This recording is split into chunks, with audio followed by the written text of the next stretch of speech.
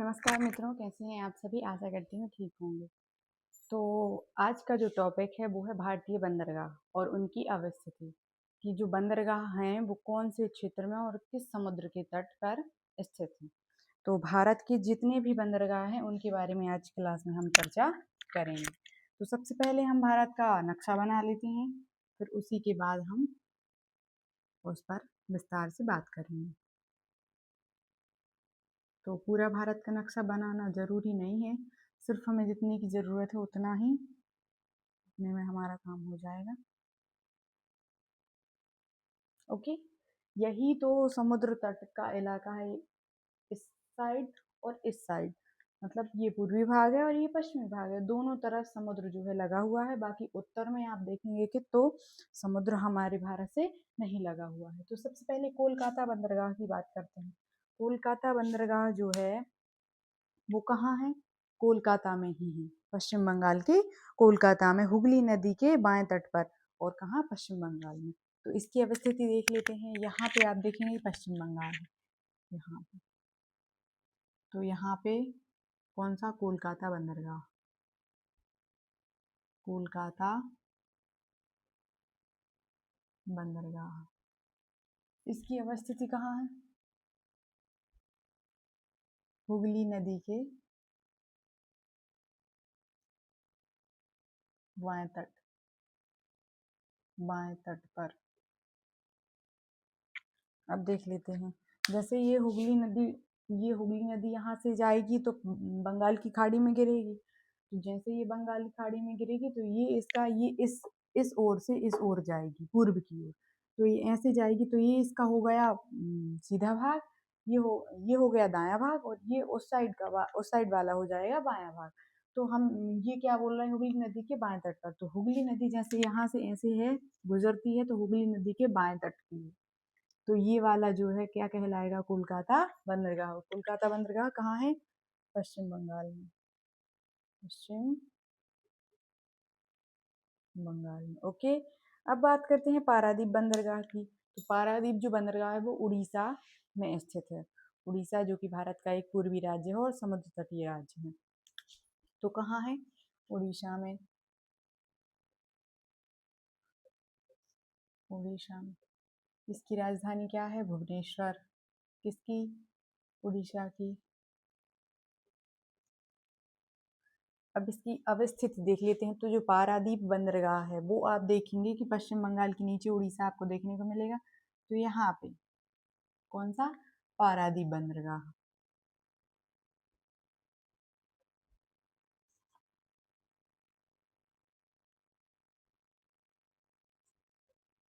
किस क्षेत्र में? उड़ीसा में। कौन सी राज्य में? भारत के उड़ीसा राज्य। फिर न्यू मंगलोर जो बंदरगाह है वो आपको देखने को मिलेगा कर्नाटक में। कहाँ से? मंगलोर से 9 किलोमीटर उत्तर में। कर्नाटक कहाँ पे है? यहाँ पे। ये वाला क्षेत्र ये इतना हो जाएगा केरल के अंतर्गत। फिर इसका जो ऊपरी भाग है ये कर्नाटक के अंतर्गत आएगा। तो कर्नाटक के में देखेंगे आप, मंगलौर एक शहर है, तो मंगलौर शहर के 9 किलोमीटर उत्तर में। ओके, तो जैसे ये मंगलौर है, ठीक है, तो ये इसके 9 किलोमीटर उत्तर में। तो इसके आगे 9 किलोमीटर जाएंगे तो आपको कौन सा बंदरगाह देखने को मिलेगा? ये वाला, न्यू मंगलौर।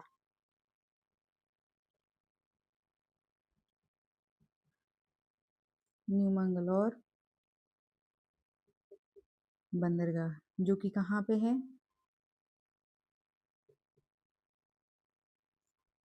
कर्नाटक में। ओके, कर्नाटक में कौन सा बंदरगाह है?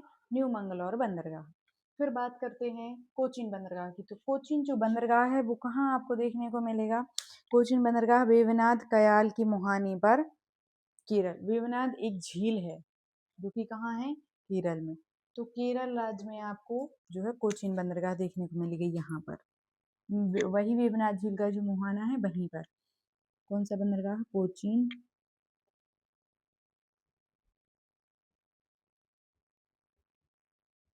कोचीन बंदरगाह कहाँ है? केरल में।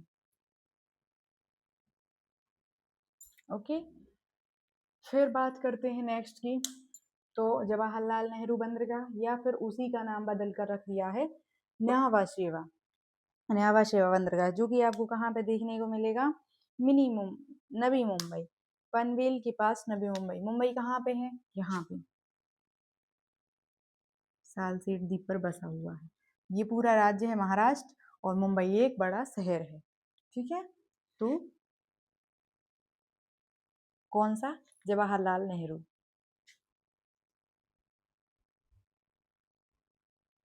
जवाहरलाल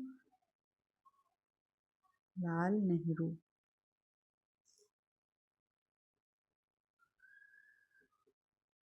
बंदरगाह कहाँ पर है, नवी मुंबई।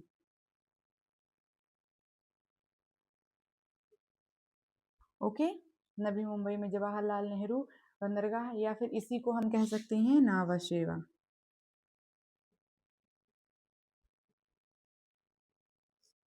नावा शेवा बंदरगाह। ओके, फिर इसके बाद हम देखते हैं कांडला बंदरगाह। तो कच्छ की खाड़ी गुजरात में, ये वाला क्षेत्र जो है ये गुजरात का हिस्सा है। तो कच्छ की खाड़ी ये वाली है। ठीक है, तो यहाँ पे आपको कांडला बंदरगाह देखने को मिलेगा। कौन सा बंदरगाह, कांडला बंदरगाह। कहाँ पे, कच्छ की खाड़ी गुजरात। ओके, फिर देख लेते हैं मुद्रा बंदरगाह। तो ये जो मुद्रा बंदरगाह है वो भी कच्छ की खाड़ी गुजरात में ही है, ये ज़्यादा इंपॉर्टेंट है नहीं। फिर मरमुगांव जो बंदरगाह है ये गोवा में है, आपको गोवा देखने को मिलेगा। तो जुआरी नदी के बाएं तट पर, जैसे ये जो क्षेत्र है कर्नाटक और महाराष्ट्र के बीचों बीच में, यहाँ से महाराष्ट्र की सीमा है, फिर यहाँ से कर्नाटक की लग जाती है। तो ये जो क्षेत्र है ये आप देखेंगे कि ये गोवा का क्षेत्र है, गोवा एक केंद्रशासित प्रदेश है। तो फिर देखिए, सॉरी, गोवा भी एक राज्य है लेकिन सबसे छोटा राज्य है। तो गोवा में आप देखेंगे कौन सा, मरमुगांव, मरमू गांव बंदरगाह, जो कि कहाँ पे आपको देखने को मिलेगा, गोवा। ओके, ये वाला हिस्सा। फिर कौन सा बंदरगाह है, तूतीकोरिन। तूतीकोरिन जो बंदरगाह है ये मन्नार की खाड़ी तमिलनाडु में आपको देखने को मिलेगा। तमिलनाडु का क्षेत्र कहाँ है, ये वाला हिस्सा तमिलनाडु क्षेत्र के अंतर्गत आएगा। और यहीं पे कौन सा बंदरगाह है, तूतीकोरिन।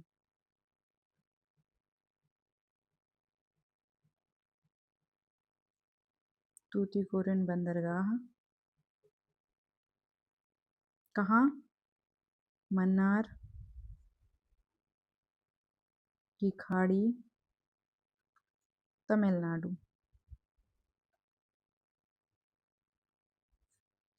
ओके, जो तूतीकोरिन बंदरगाह है वो मन्नार की खाड़ी तमिलनाडु में देखने को मिलेगा। फिर कौन सा बंदरगाह है, चेन्नई बंदरगाह। तो तमिलनाडु की राजधानी चेन्नई है और यहीं पर एक और बंदरगाह है जिसका नाम है चेन्नई बंदरगाह।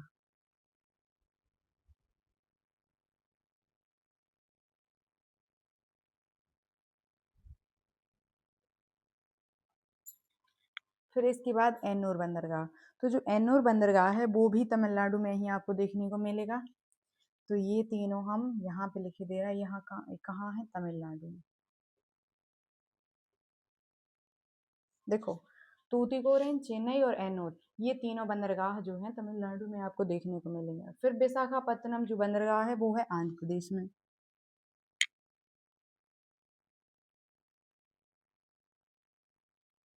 तो विशाखापत्तनम बंदरगाह कहाँ है, आंध्र प्रदेश में। आंध्र प्रदेश यहाँ से है ऐसे।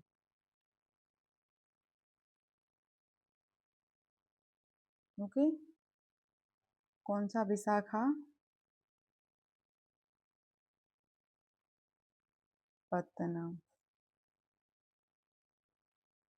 बंदरगाह कहाँ है ये,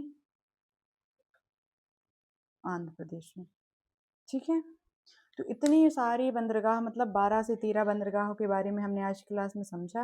अब थोड़ा थोड़ा सा इनकी डिटेल के बारे में भी समझ लेते हैं। तो सबसे पहले मुंबई एक प्राकृतिक पोत्राशय है। व्यापक पृष्ठ प्रदेश जिसमें महाराष्ट्र, गुजरात, मध्य प्रदेश, हरियाणा, पंजाब, दिल्ली, उत्तर प्रदेश और उत्तराखंड शामिल है। हाँ देखो, ये जो मुंबई बंदरगाह है ये प्राकृतिक पोताश्रय है। प्राकृतिक पोताश्रय का मतलब होता है इसको मानव द्वारा नहीं बनाया गया, मतलब ये कृत्रिम नहीं है, ये प्राकृतिक ही है। तो ये प्राकृतिक पोताश्रय है कौन सा? मुंबई बंदरगाह।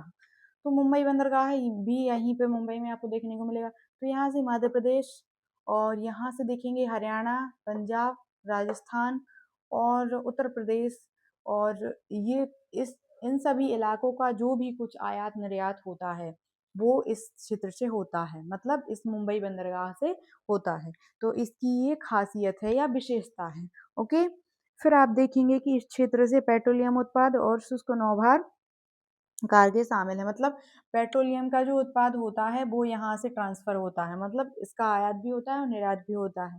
यहाँ पे आप देखेंगे कि बम्बई हाई है जो, वहाँ पे पेट्रोलियम का उत्पाद होता है। तो यहाँ से इस क्षेत्र से इसी के द्वारा, जिसके द्वारा बंदरगाहों के द्वारा इन क्षेत्रों में जो पेट्रोल है उसकी सप्लाई होती है, और इन क्षेत्रों से जितनी भी वस्तुओं का निर्यात होता है वो इस बंदरगाह के जरिए होता है, मुंबई बंदरगाह के जरिए। तो मुंबई बंदरगाह के बारे में हमने समझा, ठीक है। फिर दूसरे नंबर पे बात करते हैं जवाहरलाल नेहरू बंदरगाह की। तो जवाहरलाल नेहरू बंदरगाह कहाँ है? ये भी नवी मुंबई में है। तो और इसका दूसरा नाम क्या है? न्यावा शेवा बंदरगाह। तो न्यावा शेवा जो बंदरगाह है इसके बारे में समझ लेते हैं थोड़ा सा, कि आधुनिक सुख सुविधाओं से सुसज्जित, मतलब इसका जो निर्माण है वो अभी किया गया है, तो इसको जो है आधुनिक सुख सुविधाओं से सुसज्जित किया गया है। आधुनिक जितनी भी सुख सुविधाएं हैं इसमें सारी प्रकार की ऐड कर दी गई हैं। फिर यहाँ भारी मात्रा में आने जाने वाले नौका भार का मतलब होता है यही जलयान जो होते हैं, पानी के जहाज, तो भारी मात्रा में यहाँ आपको देखने को मिलेंगे। और या यांत्रिक कंटेनर वर्थ एवं सर्विस वर्थ की सुविधा उपलब्ध कराई गई है। किस बंदरगाह में? जवाहरलाल नेहरू बंदरगाह में। फिर कांडला बंदरगाह या फिर दीनदयाल पोर्ट भी इसी को कहा जाता है। कच्छ की खाड़ी के सिरे पर स्थित ज्वारीय बंदरगाह है। ज्वारीय बंदरगाह कौन सा है? कांडला बंदरगाह। कहाँ पे है? कांडला बंदरगाह। देखो ये इम्पोर्टेंट क्वेश्चन है। क्यों है? क्योंकि ये आपको कहीं भी देखने को मिल सकता है कि ज्वारीय बंदरगाह कौन सा है, और 4 ऑप्शन दे देंगे, कांडला, मुंबई, मुद्रा, जवाहरलाल नेहरू या न्यावा शेवा। तो जो कांडला बंदरगाह है वो ज्वारीय बंदरगाह है, ये आपको पता होना चाहिए।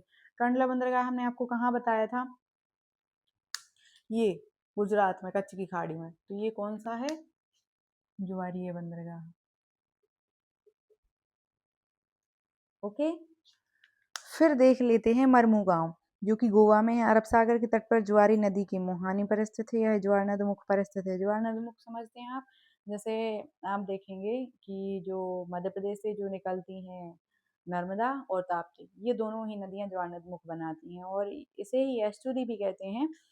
तो जो पूर्व की ओर नदियां प्रवाहित होती हैं वो बनाती हैं डेल्टा, और लेकिन जो पश्चिम की ओर प्रवाहित हो रही हैं वो बनाती हैं ज्वारनदमुख। वो ज्वारनदमुख इसलिए बनाती हैं, ज्वारनदमुख मतलब एक गहरी घाटी जैसी होती है, और उसी में से जो नदियों का जल है वो विसर्जित होता है महासागर में, ठीक है। तो उस स्थान को ज्वारनदमुख कहते हैं। तो ज्वारनदमुख के किनारे, ज्वारी नदी के ज्वारनदमुख पर ही स्थित है। यह बंदरगाह लौह अयस्क के निर्यात के लिए प्रसिद्ध है, मतलब मैग्नीज, सीमेंट, लोहा, ये सारी जो चीजें हैं इस क्षेत्र से निर्यात की जाती हैं। किससे? मरमुगांव से। ये वाला मरमुगांव बंदरगाह गोवा में है। तो इसी से जो है आप देखेंगे कि सीमेंट और लोहा और मैग्नीज खनिज, ये सारे जो है निर्यात किए जाते हैं। और आप देखेंगे कि यहाँ पे एक नदी है ज्वारी नदी, तो ज्वारी नदी के आप देखेंगे कि ज्वार नदमुख से ये लगा हुआ है कौन सा? मरमुगा बंदरगाह। फिर इसके बाद देख लेते हैं न्यू मंगलोर। न्यू मंगलोर जो बंदरगाह है वो है कर्नाटक में। तो न्यू मंगलोर जो बंदरगाह है वो कर्नाटक में स्थित है, और कर्नाटक से जितनी भी वस्तुओं का आयात निर्यात होता है उसी बंदरगाह के जरिए होता है।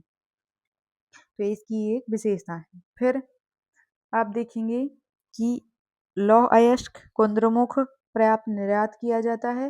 पेट्रोलियम उत्पाद, उर्वरक, सीरा आदि का आयात किया जाता है। देखो इस क्षेत्र से पेट्रोलियम का उत्पाद किया जाता है, और निर्यात किया जाता है, और शीरा जो है उसका आयात किया जाता है। किस क्षेत्र से? आप देखेंगे न्यू मंगलौर बंदरगाह से, जो कि कहाँ है? कर्नाटक में। तो ये स्थिति भी आपको पता होनी चाहिए कि कौन सा बंदरगाह कहाँ है और उसकी स्थिति एग्जिट क्या है। फिर कोचीन एक प्राकृतिक पोताश्रय है। देखो, दो हो गए जो प्राकृतिक पोताश्रय हैं, एक तो मुंबई और एक कोचीन। कोचीन कहाँ पे है? चेन्नई में, सॉरी चेन्नई में नहीं है, केरल में है। तो केरल में कोचीन बंदरगाह है, वहां आपको देखने को मिलेगा। और दूसरा हमने आपको बताया था मुंबई बंदरगाह, जो कि एक प्राकृतिक पोताश्रय है।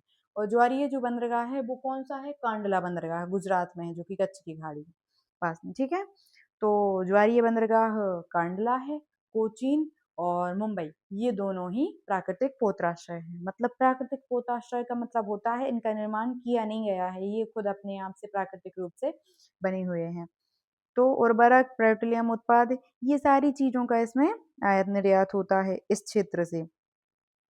तो यह भारत का सबसे बड़ा शिपयार्ड बंदरगाह है। कौन सा? कोचीन शिपयार्ड बंदरगाह है भारत का सबसे बड़ा। फिर स्वेज कोलंबो मार्ग नजदीक होने से इस बंदरगाह का सामरिक और व्यापारिक महत्व बढ़ गया। स्वेज नहर, आप देखेंगे कि स्वेज नहर और पनामा नहर ये विश्व को लगभग एक स्थान से पूर्व से पश्चिम की ओर जोड़ने वाली और कम समय में दूरी तय करने वाली एक प्रमुख नहरें हैं, जिनके द्वारा विश्व के सभी देशों का जो व्यापार है वो आसानी से और कम समय में होता रहता है। तो ये उस क्षेत्र से जुड़ा हुआ है कोचीन बंदरगाह। तो इससे उस क्षेत्र का जो है व्यापारिक और आर्थिक महत्व बढ़ गया है। क्यों? क्योंकि इसी क्षेत्र से आयात निर्यात होता है विश्व के अन्य क्षेत्रों में। फिर देखते हैं तूतीकोरिन बंदरगाह। तो तूतीकोरिन जो बंदरगाह है वो कहाँ पे? हमने आपको बताया था अभी, तमिलनाडु में। तूतीकोरिन, चेन्नई और एन्नूर, ये तीनों बंदरगाह तमिलनाडु के तट पर स्थित हैं। आप देखेंगे कि तमिलनाडु जो राज्य है उसमें 3 बंदरगाह हैं। तो इन तीनों बंदरगाह का विशेष महत्व है और तीनों बंदरगाह से ही आयात निर्यात वस्तुओं का होता है। और फिर इसके बाद है चेन्नई। तो चेन्नई बंदरगाह जो है वो भी एक कृत्रिम पोताश्रय है, और इससे भी लगभग उर्वरक, सीसा, लोह और खनिज, अयस्क, इन सभी का उत्पादन और आयात निर्यात इस क्षेत्र से किया जाता है। किस क्षेत्र से? चेन्नई बंदरगाह से। तो आज की क्लास में हमने भारत के सभी बंदरगाहों के बारे में लगभग समझा और उनकी थोड़ी थोड़ी सी डिटेल के बारे में भी समझा। अब यदि आपको क्वेश्चन देखने को मिल जाए, अब इसका क्वेश्चन कैसे बन सकता है उसके लिए भी हम समझ लेते हैं। अब इसका क्वेश्चन सबसे पहले तो ये बनेगा कि बंदरगाह, भारत की जो बंदरगाह हैं वो कौन कौन से हैं।